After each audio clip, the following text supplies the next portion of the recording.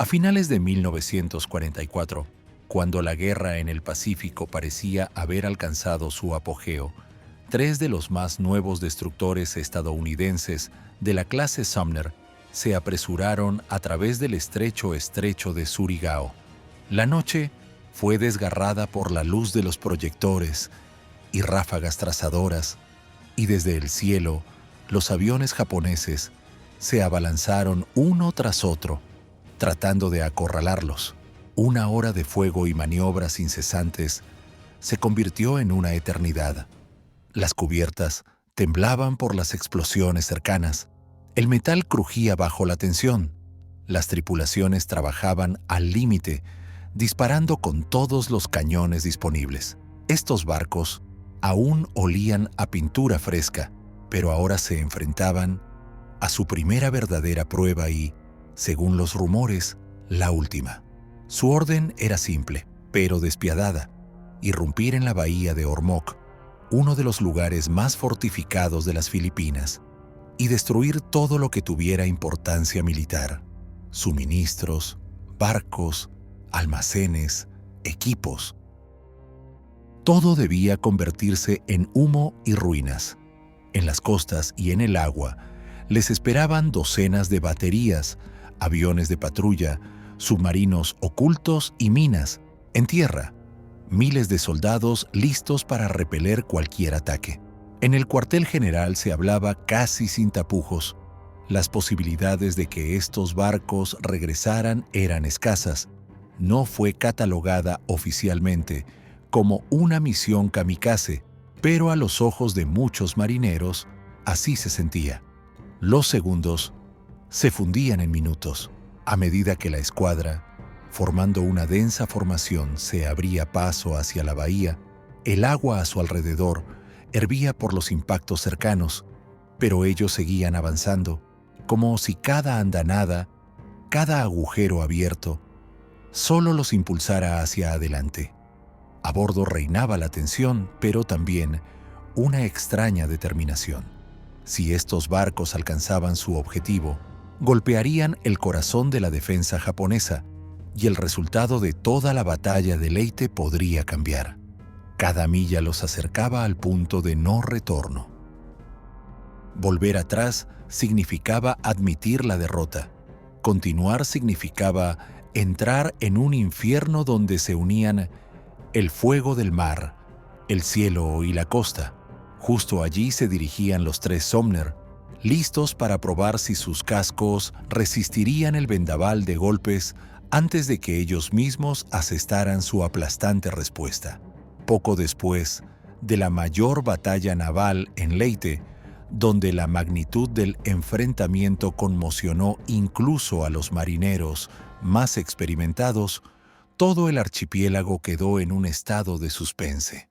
Los americanos habían logrado establecerse en la mitad oriental de la isla, pero esa victoria pendía de un hilo. Los japoneses, habiendo perdido el control del mar, no iban a entregar la llave de las Filipinas sin luchar. Utilizaron cada oportunidad para enviar refuerzos y provisiones a la parte occidental de Leyte, convirtiendo cada bahía en un punto de entrega de soldados y armas. Dos figuras estaban en el centro de esta partida de ajedrez. El general Tomoyuki Yamashita, considerado en su tierra natal un maestro de la guerra defensiva, había recibido la orden de retener las Filipinas como si fueran su propia casa. Perder Leyte significaría el colapso de toda la línea de defensa japonesa y abriría el camino al enemigo más al norte. En su contra, operaba el general Douglas MacArthur, obsesionado con la promesa que les había hecho a los filipinos en los días oscuros de su retirada forzosa. Estaba dispuesto a invertir todo: hombres, flota, aviación, no solo para regresar, sino para liberar cada palmo de tierra. La situación se caldeaba. Estaban en juego no solo las posiciones militares, sino también las ambiciones personales de los dos comandantes. Su enfrentamiento se estaba convirtiendo en un símbolo del choque de mundos, la desesperada tenacidad japonesa y la determinación estadounidense de terminar lo que habían comenzado. Fue en este momento cuando la inteligencia interceptó los radiogramas japoneses, descifrados con la ayuda del recién descifrado código Purple. La primera impresión resultó ser engañosa. Parecía que los japoneses planeaban abandonar Leyte, pero cuanto más profundamente analizaban el mensaje, más claro se volvía que era todo lo contrario. El enemigo estaba intensificando sus esfuerzos, buscando retener la isla a costa de cualquier sacrificio. La clave de esta lucha se convirtió en la bahía de Ormoc. A través de ella fluía el flujo principal de refuerzos y suministros. Se estaba convirtiendo en una arteria que bombeaba nuevas fuerzas hacia las posiciones japonesas heridas. Golpear allí significaba cortar el oxígeno a toda la defensa, dejar a Yamashita sin recursos e invertir el curso de la campaña. MacArthur lo entendía mejor que nadie y presionaba cada vez más a la flota, exigiendo acciones decisivas. Ormoc se convirtió no solo en un punto en el mapa, sino en la arena donde se decidiría el futuro de toda la batalla de las Filipinas. Cuando los radiogramas interceptados cayeron en manos de la inteligencia estadounidense, muchos respiraron aliviados. Las señales, descifradas con la ayuda del código Purple recién roto, parecían insinuar: los japoneses están comenzando a retirarse, abandonando Leyte y redistribuyendo fuerzas a otras fronteras. Parecía que el enemigo había admitido la derrota y se concentraría en la defensa en otro lugar, más allá del archipiélago. Esta noticia elevó momentáneamente el ánimo en los cuarteles generales. Podía esperarse que la lucha en la isla estuviera llegando a su fin. Pero detrás de esta alegre niebla se ocultaba un cruel error. Pronto se hizo evidente. Los japoneses no se estaban yendo en absoluto. Estaban atrayendo a América a una trampa cuidadosamente preparada.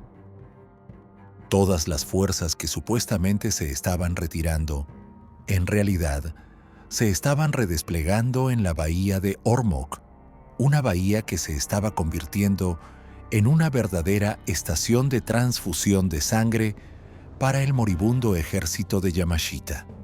Nuevas unidades se descargaban allí, llegaban cargamentos allí. Todo lo que se suponía que reviviría la defensa fluía hacia allí. Los americanos se dieron cuenta de que el tiempo corría en su contra. Cada día de retraso significaba nuevos cientos de soldados japoneses, nuevos almacenes con municiones y combustible, nuevas oportunidades para un contraataque. El error en la interpretación de la intercepción casi les cuesta la iniciativa.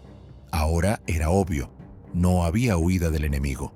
Solo había una apuesta desesperada por un único nudo de suministro. Fue en este momento que Ormoc, de un punto geográfico, se convirtió en el corazón de toda la campaña. Si cortaban esta arteria, el ejército japonés en Leyte se ahogaría. Si demoraban, los americanos tendrían que luchar contra un enemigo que seguiría recibiendo refuerzos una y otra vez. La elección era clara. La bahía debía ser destruida, por difícil que fuera la tarea. La pregunta era qué esperaba exactamente a aquellos que se atrevieran a irrumpir en este laberinto fortificado. La bahía de Ormoc no podía llamarse simplemente una bahía. Era una trampa cuidadosamente construida, donde cada metro de agua estaba bajo la mira. La costa estaba salpicada de posiciones de artillería capaces de bloquear los canales de entrada con fuego cruzado. Aviones de patrulla japoneses revoloteaban constantemente en el cielo, listos para dirigir ataques directamente a cualquier barco que se atreviera a aparecer en la entrada. Submarinos se escondían bajo el agua, esperando pacientemente el momento de disparar torpedos al lugar más vulnerable. Y en los fondeaderos se escondían destructores, capaces de salir al encuentro del enemigo en cualquier segundo. Se podía entrar a la bahía solo por dos caminos. El canal noroeste estaba bajo el control total de los japoneses. Allí, cada roca era una fortificación, cada pequeña bahía un nido para cañones. El sur, aunque parecía más accesible, resultó ser un verdadero campo de trampas. En su sección más estrecha, estaba bloqueado por minas ocultas bajo la columna de agua. Cualquier barco pesado que intentara pasar por esta ruta se convertiría en un blanco fácil. Para MacArthur, este fue un verdadero desafío. Grandes fuerzas de la flota, acorazados y cruceros, que podrían haber dispersado las fortificaciones, eran físicamente incapaces de entrar en pasajes tan estrechos.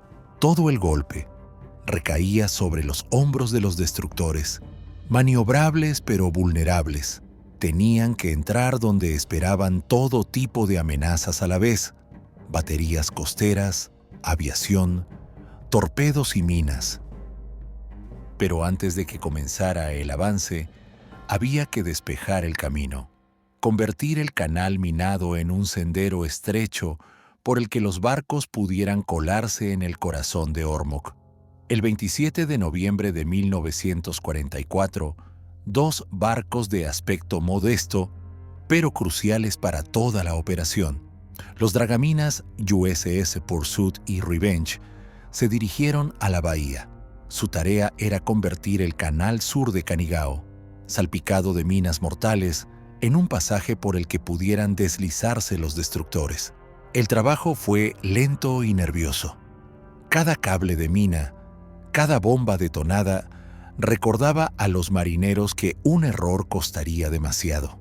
Pero gradualmente, el camino se despejó y la bahía comenzó a parecer accesible.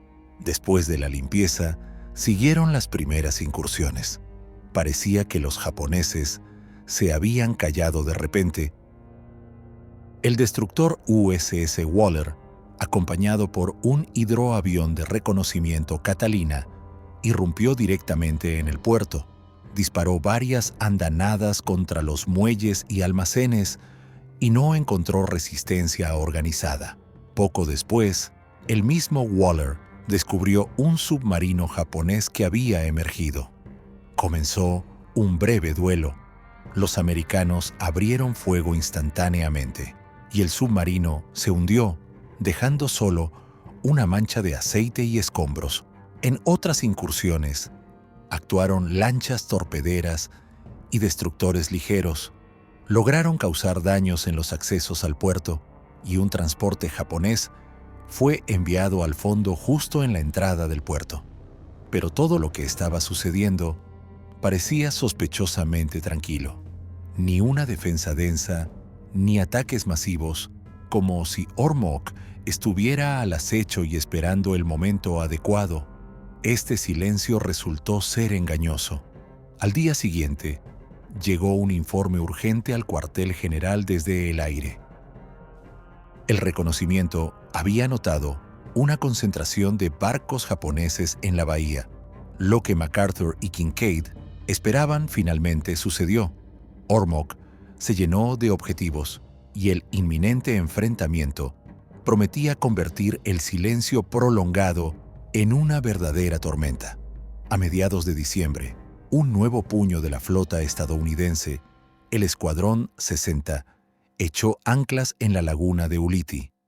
7 de los más nuevos destructores de la clase Sumner, construidos literalmente en línea de montaje, llegaron justo en el momento en que MacArthur y Kincaid sentían la necesidad de asestar un golpe decisivo.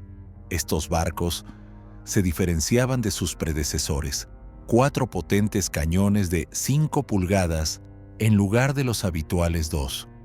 Nuevos timones gemelos que permitían giros cerrados en canales estrechos. Fueron creados precisamente para lugares como este, donde es estrecho, peligroso y cada maniobra decide si el barco vivirá un minuto más o se hundirá. El 2 de diciembre, el comandante John Sam fue convocado a bordo del crucero pesado Portland, anclado en la bahía de San Pedro. Allí le entregaron un sobre sellado con el sello de secreto. La orden era clara y fría. Sus 3 barcos, el Allen M. Sumner, el Moale y el Cooper, debían irrumpir en la bahía de Ormoc a medianoche y destruir todo lo que pudiera ayudar al ejército japonés. Barcos, almacenes, muelles, grúas portuarias. No quedaba tiempo para la preparación. Las tripulaciones eran novatas. Solo el 15% de los marineros había participado en batallas anteriormente. Pero ahora, cada paso, cada minuto de entrenamiento debía convertirse en un combate real. Apenas la escuadra levó anclas, sombras cortaron el cielo sobre ellos. Cazas y bombarderos japoneses atacaron desde los primeros minutos del viaje. Primero ataques solitarios, luego grupos enteros. Un bombardero pasó tan cerca que el casco del Sumner fue acribillado con 90 agujeros. Un incendio estalló a bordo, pero la columna continuó avanzando, derribando a los atacantes, extinguiendo el fuego y manteniendo la formación. Parecía que los ataques no cesarían. Cada 3-4 minutos, nuevos aviones se abrían paso a través de las nubes, obligando a las dotaciones a abrir fuego una y otra vez. Y sin embargo, a medianoche, los destructores se abrieron paso hasta la bahía. El humo se arremolinaba detrás de ellos. Las cubiertas estaban heridas, pero seguían adelante hacia un punto del que ya no había vuelta atrás. Ante ellos se abría Ormoc y con él el primer verdadero vendaval de fuego, listo para caer desde todas las direcciones a la vez. Al caer la noche, el camino a Ormoc se convirtió en un continuo corredor de fuego. Apenas los Sumner se separaron del fondeadero, cayeron sobre ellos las primeras oleadas de aviones japoneses. Venían en formación tras formación, como si estuvieran probando dónde estaba el punto débil.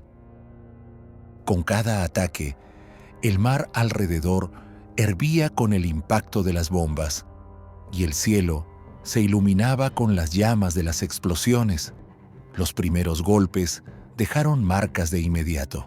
Los costados se cubrieron de agujeros por la metralla. En el Sumner estalló un incendio, y en la cubierta reinaba la confusión de gritos, órdenes y golpes en el metal, pero la tripulación actuó sin pánico. El fuego se extinguió justo bajo la andanada. Las dotaciones de los cañones no dejaron de disparar y el barco continuó manteniendo el rumbo. Cada nueva incursión seguía casi un horario. 3-4 minutos de respiro y de nuevo una sombra enemiga se alineaba en el cielo. Hacia las 23:00, los ataques se intensificaron. Ahora no eran incursiones aisladas, sino oleadas coordinadas. La silueta vaga de la bahía ya era visible por delante, pero el camino hacia allí costaba demasiado. Las tripulaciones estaban agotadas, la munición se agotaba rápidamente y el cansancio dejó de sentirse. Fue reemplazado por una determinación mecánica. La escuadra no disminuyó la velocidad. A pesar de los agujeros, el humo y el olor a metal quemado, los 3 barcos, agrupados en un solo puño, se abrían paso.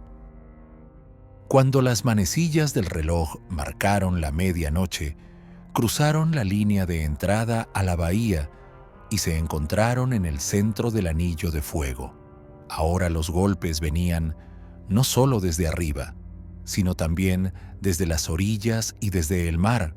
Ormoc los recibió con toda su potencia a la vez, convirtiendo el cielo nocturno y el agua oscura en un caos continuo de destellos y explosiones.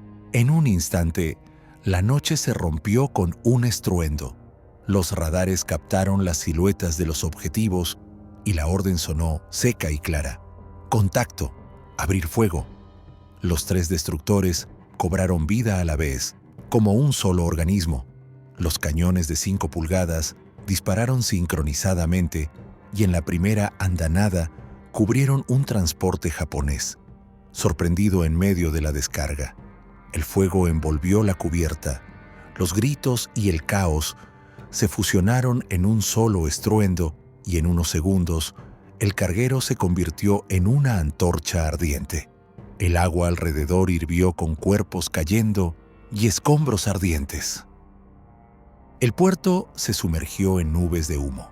Sin detenerse, los americanos cambiaron el fuego a los almacenes costeros y las grúas de los muelles, enormes estructuras metálicas que hasta hace poco servían como el corazón de la logística japonesa, se derrumbaron una tras otra, convirtiendo la costa en una pared continua de fuego y chispas.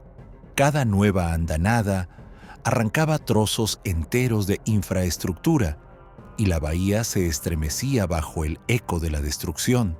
Pero los japoneses no iban a quedarse de brazos cruzados.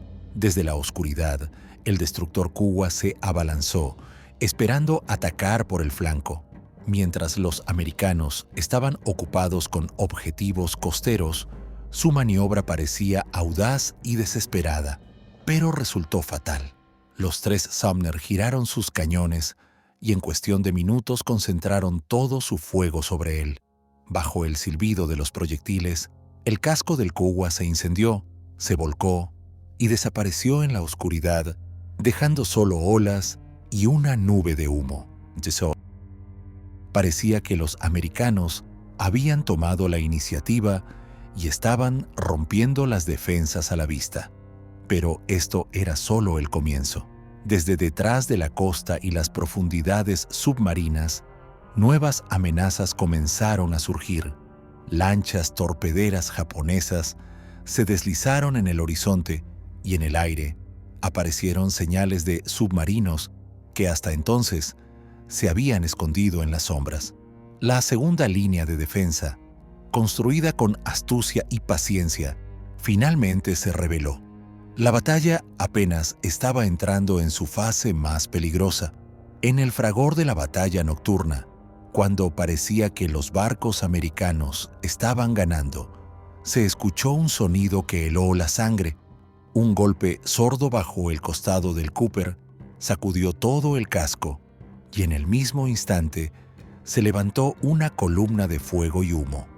Un torpedo había encontrado su objetivo sin fallar, partiendo el destructor como si fuera una costura. La electricidad desapareció instantáneamente. El barco se sumergió en la oscuridad y solo los reflejos del incendio iluminaban los rostros distorsionados de los marineros. El suboficial Errol Taylor, de pie en el cañón número 1, escuchó un grito: ¡Nos han dado! Siguió pasando proyectiles hasta que la cubierta bajo sus pies comenzó a inclinarse y los mamparos de metal crujieron como si fueran a colapsar hacia adentro. En otro compartimento, el oficial de torpedos Douglas Campbell estaba en el puente cuando la explosión lo arrojó a un lado. Se encontró en el agua, arrastrado hacia abajo, y solo el cuchillo en su cinturón le permitió cortar el cable que lo arrastraba hacia el barco que se hundía. Al salir a la superficie, entre los escombros y el fuelo hilardiente, se dio cuenta. El Cooper estaba mortalmente herido. En las cubiertas reinaba una mezcla de pánico y determinación. Algunos se apresuraron a las escotillas, otros, sin esperar órdenes, se quedaron en los cañones y continuaron disparando a través del humo y el rugido ensordecedor, como si quisieran mantener a los japoneses bajo la mira hasta el final. El comandante M.L. Peterson finalmente dio la señal de abandonar el barco, pero para entonces los mamparos ya se estaban doblando y un torrente de agua se precipitaba hacia adentro. Taylor se abrió paso a través de los oscuros corredores donde rugían las bombas, crujían los cables y en el aire flotaba el olor a pólvora y sal marina. El Cooper se inclinó más, el acero chirrió, el agua inundó la cubierta, pero la batalla aún no cesaba a su alrededor. Los otros dos destructores seguían disparando, como en una jaula con leones, sobre la que caían minas, torpedos, bombas de aviación y andanadas de baterías costeras. Y mientras un barco se hundía en el abismo negro, los demás aún mantenían la formación en el epicentro de la batalla más feroz de la bahía de Ormok. Dentro del Cooper que se hundía, reinaba una oscuridad opresiva. La electricidad se apagó en el mismo segundo en que el torpedo partió el casco, y los corredores se convirtieron en trampas estrechas, llenas de estruendo, nubes de humo y agua que golpeaba. Errol Taylor se abrió paso a tientas a través del laberinto metálico. Ya había agua negra en las escotillas, y con cada segundo su flujo se intensificaba, llenando los compartimentos como un río furioso. El metal gemía y se doblaba. El aire se volvía viciado y parecía que el propio barco intentaba cerrarse sobre los que quedaban dentro. Llegó a una escotilla, pero la cubierta se había inclinado tanto que levantarse era casi imposible. Taylor tomó una decisión. Se lanzó a la escotilla caliente destinada a la expulsión de casquillos incandescentes. No era una salida para personas, pero ahora la única oportunidad. Se deslizó a través del estrecho pasaje, con quemaduras en los brazos, se soltó y cayó en la oscuridad rugiente. Fue golpeado contra un saliente de metal. Luego el agua se cerró sobre su cabeza. Al emerger, escuchó explosiones resonando arriba y vio el cielo nocturno desgarrado por trazadoras y destellos de fuego. El agua alrededor era espesa de aceite y llamas. Pedazos de escombros flotaban cerca, y a través de todo esto se abrían paso las voces de sus camaradas. Algunos gritaban oraciones, pidiendo piedad. Otros llamaban a sus amigos por su nombre, esperando ser escuchados. Pobres chicos, recordaría Taylor más tarde. Qué destino terrible para aquellos que estuvieron cerca hace solo un momento. El Cooper desapareció en menos de un minuto. El enorme barco se hundió tan rápido como si hubiera sido arrastrado a un abismo. En la superficie, solo quedaron jirones de fuego y docenas de personas aferrándose desesperadamente a la vida entre el aceite ardiente y trozos de acero. Y por encima de ellos, los cañones seguían tronando. Los dos destructores restantes continuaron luchando en el anillo de fuego, y en estos destellos comenzó a surgir una nueva orden: prepararse para retirarse de esta trampa infernal. El Allen M. Sumner y el Moale se quedaron solos en medio del anillo de fuego rugiente. Desde la costa golpeaban baterías pesadas, torpedos se deslizaban bajo el agua, bombas de aviación explotaban sobre sus cabezas y además, cada maniobra amenazaba con encontrarse con una mina. Parecía que el enemigo había reunido todo tipo de armas para lanzarlas en una noche contra dos barcos obstinados. Las cubiertas temblaban por el retroceso, las dotaciones luchaban sin descanso y los cañones ya estaban al rojo vivo, pero continuaron disparando andanadas, trazando arcos de fuego hacia las posiciones japonesas. A las 00:03 llegó la orden de retirada. Los destructores la ejecutaron con la misma fría determinación con la que habían irrumpido en la bahía. Giraron bajo el fuego y comenzaron a salir de la trampa, cubriéndose mutuamente con fuego hasta el final. Bolas de fuego colgaban en el cielo, reflejándose en el agua negra, y parecía que la propia noche ardía. Los japoneses declararían esta escaramuza como su victoria, ya que un destructor estadounidense se había hundido en el abismo y los otros dos habían abandonado la bahía, gravemente dañados. Pero, de hecho, la logística japonesa fue mutilada.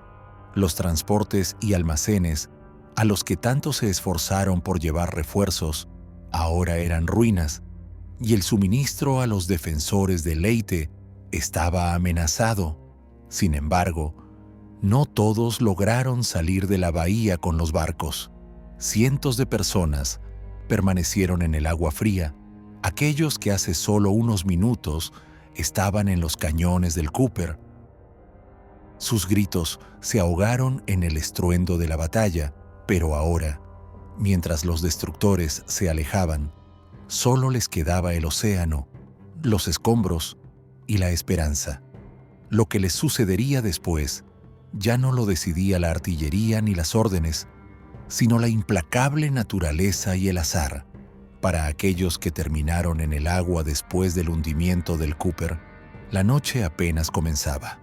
Errol Taylor se debatía entre los escombros ardientes sin chalecos salvavidas. Su fuerza se iba con cada movimiento.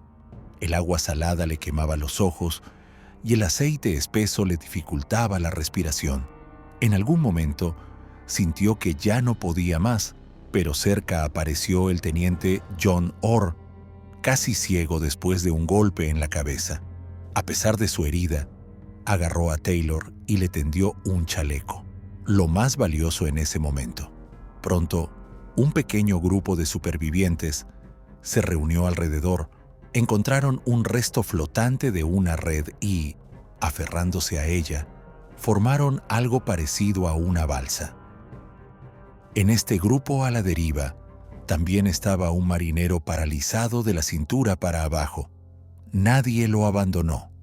Los camaradas lo mantuvieron a flote, a pesar de que sus fuerzas se desvanecían con cada minuto.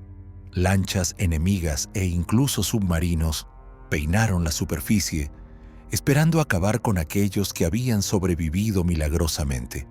En esos momentos, parecía que no había salvación, pero la naturaleza intervino por sí misma. Un chubasco tropical se abatió de repente sobre la bahía.